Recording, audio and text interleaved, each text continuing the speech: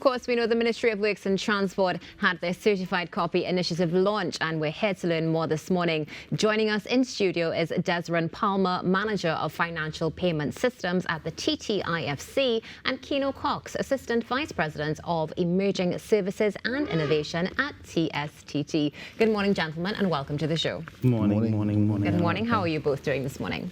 Fine. Excellent. Yeah, wonderful. So we know April is Financial Literacy Month. I know there's also been a spin put on it by the TTIFC, which is Digital Financial Literacy Month. How does that go in line with what TTIFC is doing right now?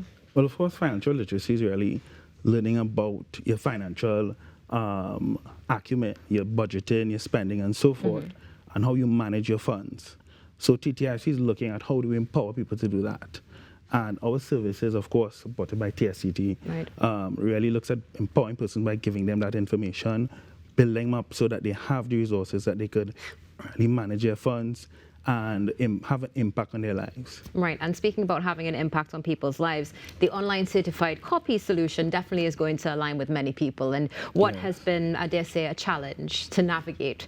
How does that align with your focus and the timing as well? Quite interesting. Well, when you marry services like that with financial literacy, really what you do is give people access to options, different ways to pay. So when you go into a government service, for example, Ministry of Works and Transport, what you're seeing is that persons now can decide how they want to interact with government, how they want to engage and manage their funds and so on. And it really empowers persons. The online certified copy in particular, which we hope to have available to the public soon, again, with the support of TSCT, really gives persons that access from the comfort of their home, where they can now interact with governments in ways they couldn't do so before. Right.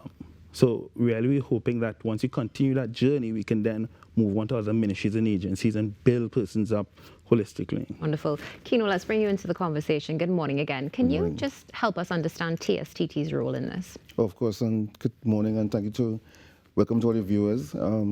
So Bureau by Law, passion is innovation, and part of that innovation really, centers around how do we enrich lives.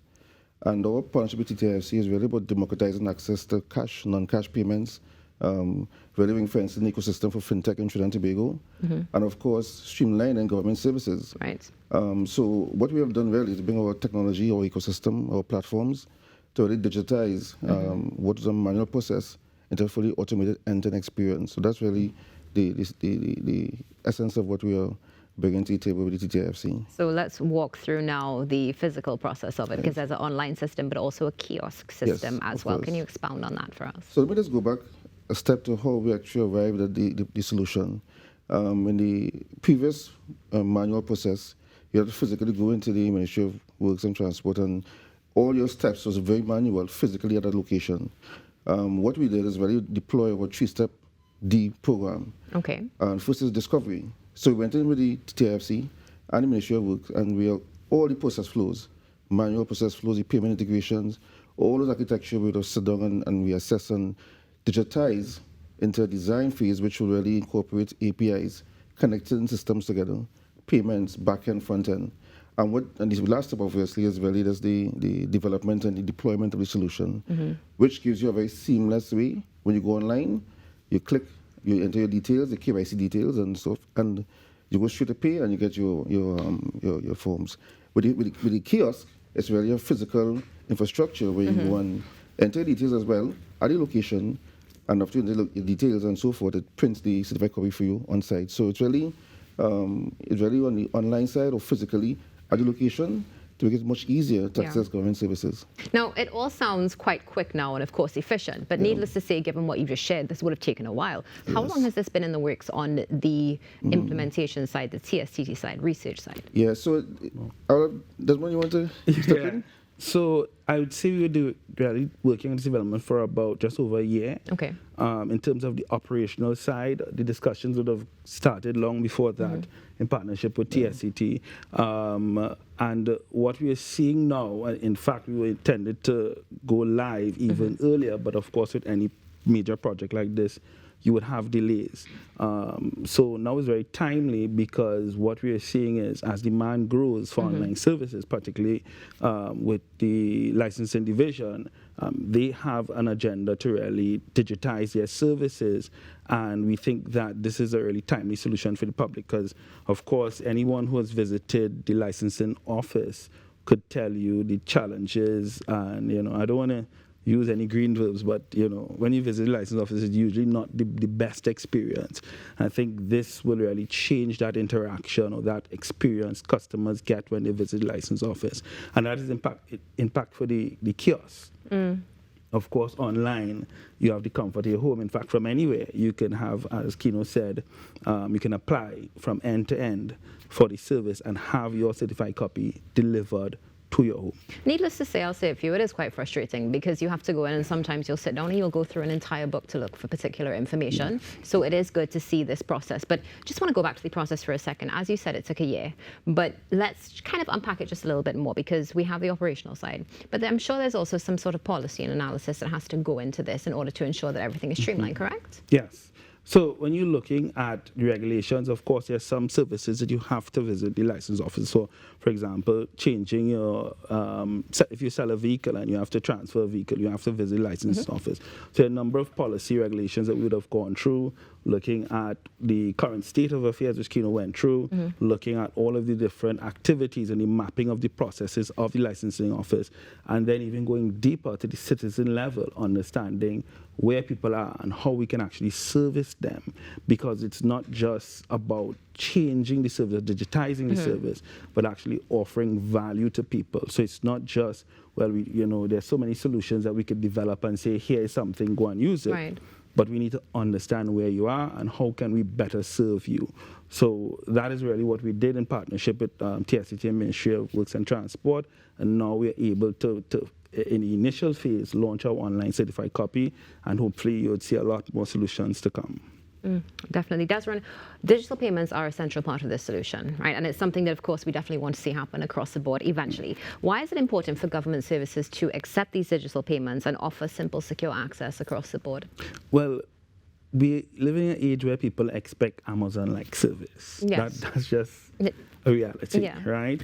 And really, we need to get our services, our government services, up to a level where people can, interact in a meaningful way. And we don't want to be left behind as a nation. And TTIC, again, we are looking at how we interact and how we can improve that experience for services. So government as a whole, we have an opportunity now to really expand our reach, looking at disadvantaged persons who have mobility challenges, language barriers, and so forth. And how do we interact with those persons? This is the time for us to really take advantage of the technology, again, with partners like TSCT. How do we build on that? Now, Kino, let's bring you back into the conversation, because one of the things, of course, that comes to many people's mind with anything digital is security, given what we've seen happen over the past few years or so much more. What can you share with us what is in place to give citizens that peace of mind and that secure access? Oh, excellent question. So our systems, first of all, on the application side, deploy robust cybersecurity architecture.